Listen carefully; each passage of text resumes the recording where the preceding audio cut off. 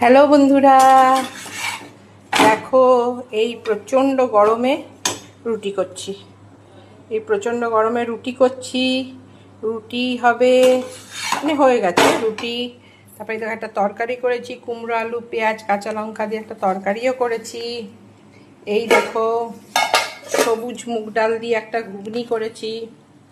এই যে সবুজ মুগ ডাল আর আলু দিয়ে একটা ঘুগনি করেছি, দেখে নাও। আর এই দেখো আমার রুটি হয়ে যাচ্ছে। এবার রুটি আমার সেঁকতে হবে, না সেঁকলে আমার রুটি শক্ত হয়ে যাবে।